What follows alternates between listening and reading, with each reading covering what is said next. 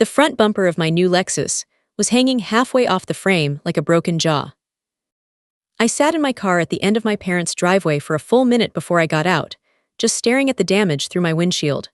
One headlight blinked weakly against the dark in a slow, dying rhythm, like it was trying to stay conscious. The hood had crumpled inward on the passenger side. The chrome detail I'd specifically chosen, the one small vanity I'd allowed myself after 18 months of 60 and 70-hour weeks, was peeled back and curling at the edge like a wood shaving. 3 weeks, I'd owned it for 3 weeks. My sister Chloe stood on the porch beside the wreckage, one hip cocked against the railing, holding an iced coffee like she'd just wandered out to watch the sunset. She was wearing the cream linen blazer she'd borrowed from me 2 summers ago and never returned. When she saw me get out of my car, she smiled. Not a guilty smile, not an I'm so sorry smile. The specific smile she'd been giving me our entire lives, the one that already knew I'd forgive her. "Dad'll smooth it out," she said, tossing her keys onto the porch table with a loose, careless clatter. "Don't make it a whole thing." My father appeared in the doorway behind her, arms already crossed. He looked at my face first, read whatever he saw there, and preemptively sighed. Not at Chloe. At me, the way you sigh at a storm rolling in. "Cars can be replaced, Avery." He stepped onto the porch. "Don't start drama over family." Family. That word had followed me my whole life like a debt I never agreed to carry. When Chloe wrecked my laptop sophomore year, dropped it off her bed during a party she wasn't supposed to be throwing in my room, I forgave her.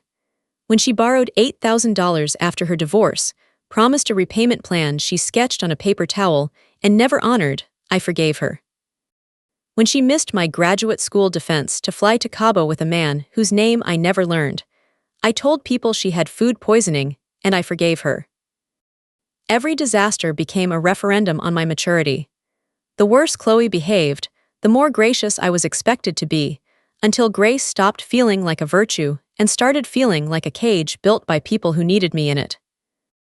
I looked at my car again, the thing I had built entirely by myself, no family money, no cosiner, no cushion, working through 2 rounds of flu and a stress fracture in my left wrist I'd ignored for 6 weeks, and I felt something shift behind my ribs. Not breaking. Not yet, just loosening. I opened my bag and pulled out the folded insurance report. Chloe's smile didn't disappear all at once. It retreated, slowly, feature by feature, like a tide pulling back to reveal the rocks underneath. Her arms crossed tighter over her chest. "What's that supposed to be?" she asked. I addressed my father first. "You told me she hit a mailbox." "She did," he said, too quickly. No hesitation, which meant he'd prepared the answer. I unfolded the report carefully, smoothing the crease down the center. The paper was still stiff from the insurance office printer. "That's interesting," I said, keeping my voice level, because according to the witness statement, she rear-ended another vehicle with enough force to push it through the intersection. The porch went quiet. My mother had appeared in the doorway without my noticing. She was holding a dish towel, frozen mid-dry. She looked at Chloe. "You told us nobody else was involved." Nobody significant was involved. Chloe's voice had taken on that particular edge, clipped, dismissive, like your concern is an inconvenience she's generously tolerating. The woman slammed her brakes for no reason. It was practically her fault. I felt the paper tremble between my fingers, not from fear, from the effort of staying still. "She has 2 fractured ribs," I said quietly. "Her son was in the backseat." Silence. Even the cicadas in the yard seemed to hold off. The ice maker in the kitchen groaned once and went still. My mother's hand came up to cover her mouth. My father's expression shifted, but not the way I needed it to, not toward Chloe, toward me, his jaw set, his eyes went careful. "Avery," his voice dropped into that low register he used when he was trying to contain something. "Don't make this uglier than it needs to be." The sentence landed like a palm against a bruise. Not "is she okay?" Not "why didn't you tell us, Chloe?" Just, "stop making this harder for everyone." For 28 years, I had been the mop that cleaned up after the flood, and was expected to be grateful nobody blamed the water. Chloe rolled her eyes toward the yard and muttered it like an afterthought, like it barely deserved the breath it cost her. She shouldn't have survived the hit anyway. The air changed. I don't know how else to describe it. The temperature didn't drop, the light didn't shift, but something in the atmosphere of that porch altered irrevocably. Like a glass that's been struck and is still technically whole for one final half-second, before the fracture travels all the way through. My mother lowered her hand slowly from her mouth. My father said nothing. Chloe heard the silence and straightened defensively. I'm saying she had no business stopping that short. It's basic driving. Stop talking, Mom said, barely a whisper. I looked at my sister for a long moment.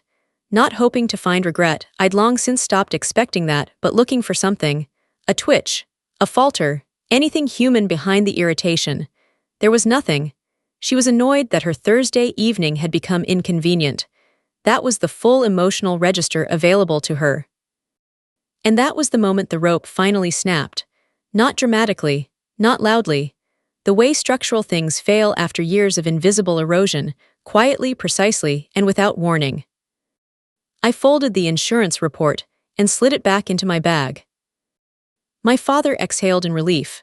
Good, now let's everybody calm down and handle this the right way.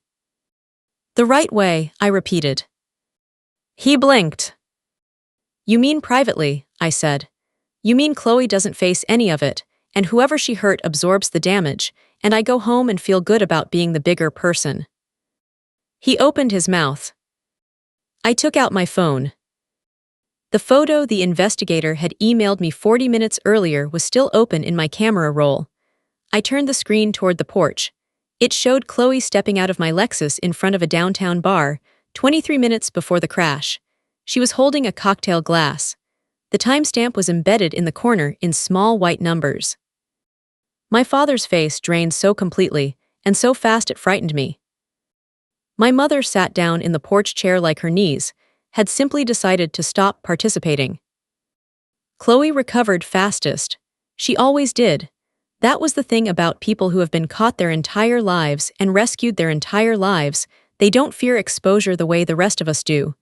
They've learned it has no teeth.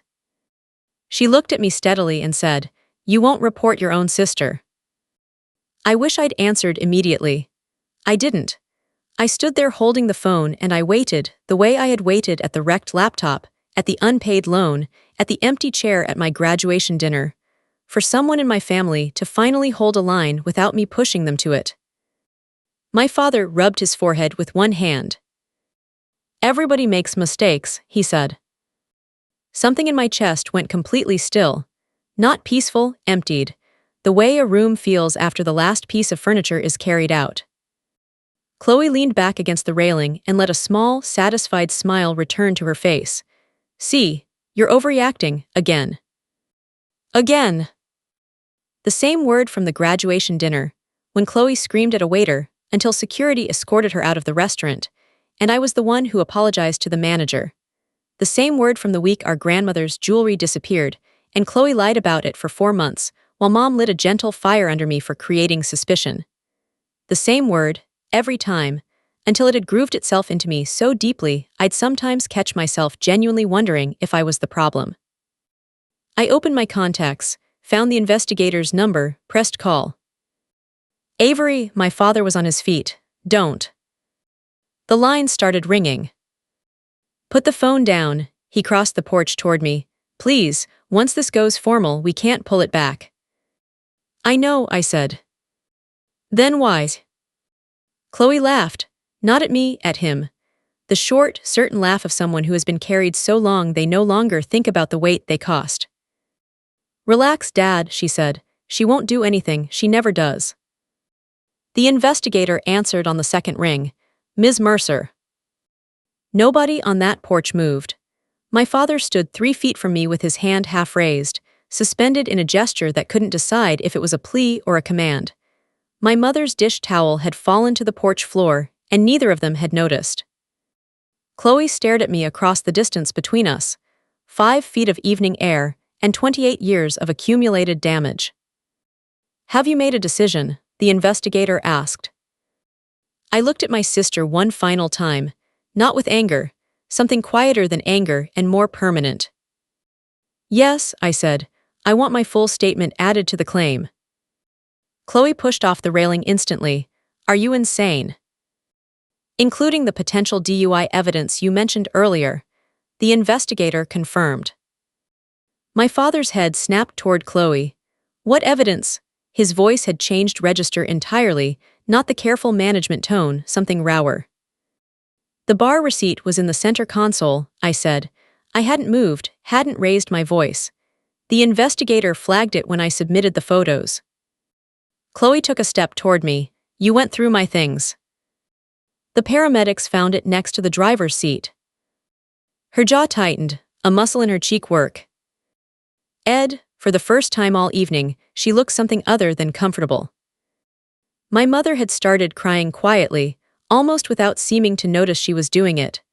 The sound was strange, small and controlled, like she'd had years of practice crying without making anyone uncomfortable. The investigator's voice came through the speaker, steady and unhurried. Once this is formally filed, law enforcement will be notified and will likely request interviews from anyone present at the scene. My father crossed the remaining distance between us in 2 steps. He didn't reach for the phone. He just stood close, and when he spoke, the management tone was completely gone. He sounded exhausted and afraid.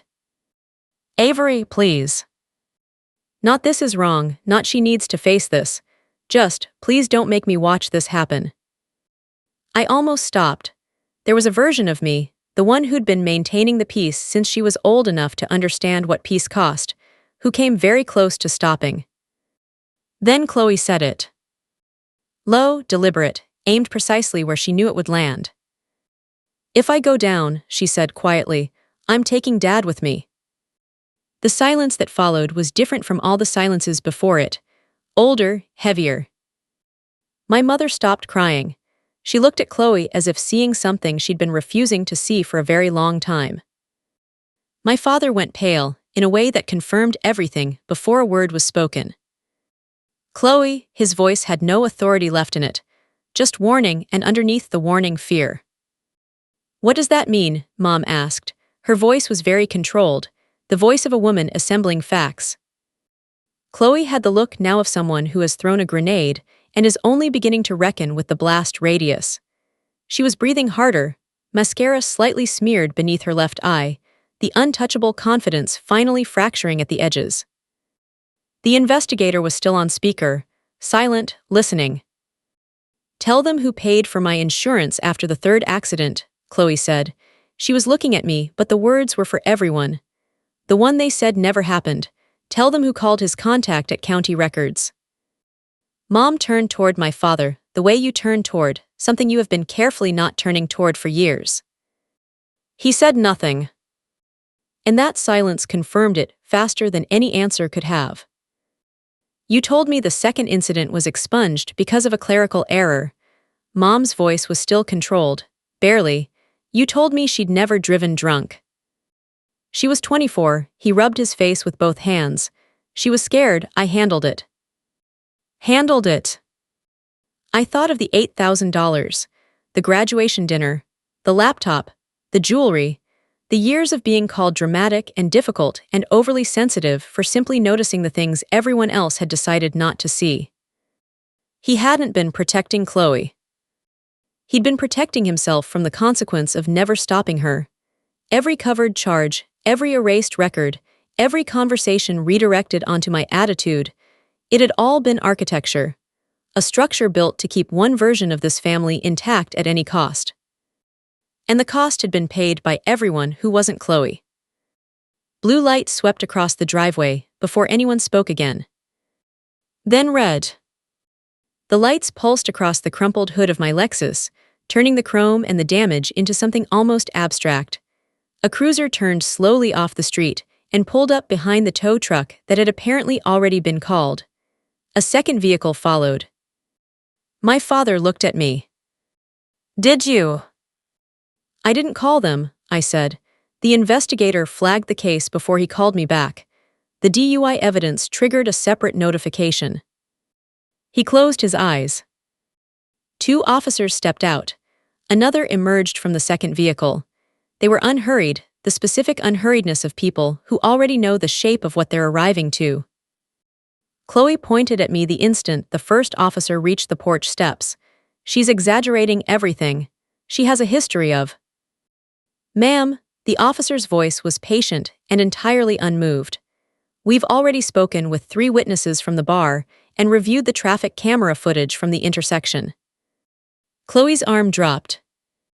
Sir, the second officer said, turning toward my father, we'll also need to speak with you regarding previous record interference related to your daughter's prior charges. My father didn't argue, didn't explain. He just stood there under the red and blue lights with his arms at his sides, looking at no one. That was the image I knew I'd carry for a long time. Not the screaming, not the confrontation, just my father standing in the porch light, looking suddenly like someone who had arrived at the last page of a very long story and only now understood what he'd been reading. Chloe was asked to step down from the porch. She refused once, reflexively, then went. Her shoulders were rigid, her hands were shaking. From the driveway, she tore. Ned back toward us. They found the pills, she said. Her voice had gone strange, higher than usual, stripped of the confidence that had been its defining quality her entire life. In my purse, they found the pills.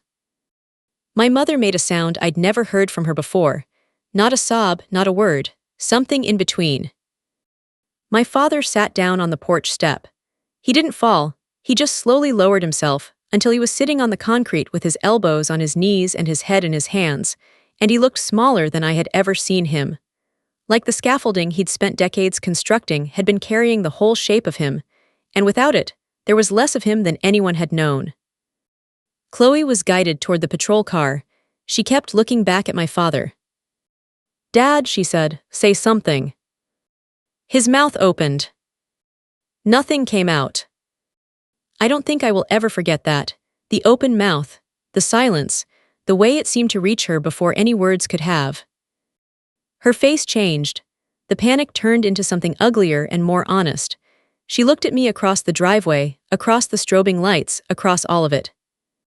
You wanted this, she said. This is what you wanted. I stood in the porch doorway and looked at her, my sister, who I had loved despite everything, who I had covered for and forgiven and shrunk myself to accommodate for as long as I could remember. And I waited for the rage, or the satisfaction, or the grief I'd expected to feel at a moment like this. What I felt was tired. Not triumphant, not vindicated, not even particularly sad. Just profoundly, deeply tired in the way you feel when you finally put down something you've been carrying for so many years that your body had stopped registering the weight. The car door closed behind her. The tow truck operator worked quietly in the background, hooking up what remained of my Lexus with a practiced efficiency that seemed surreal given everything else happening on that driveway. My father finally looked up. His eyes were red. His voice, when it came, was barely above a murmur. I failed both of you. The words hit differently than I expected. Not as absolution, not as explanation, just as a door, long locked, finally opening an inch. I didn't answer him. I didn't know yet what the right answer was or if there was one. Some acknowledgments don't ask for a response, they just ask to be received. My mother sat with her hands folded in her lap, staring at the empty space in the driveway where the patrol car had been. She looked like someone doing very hard arithmetic in her head, working out what was real and what had been managed, and whether those two categories had ever overlapped in the way she'd believed. The tow truck took my Lexus at 9:47 p.m. I stood on the porch and watched the lights disappear around the corner at the end of the block, the chrome that had been mine for 23 days, reflecting one last flash of the streetlight before the dark swallowed it completely. Nobody asked me to forgive her. For the first time in my life, nobody asked me for anything at all.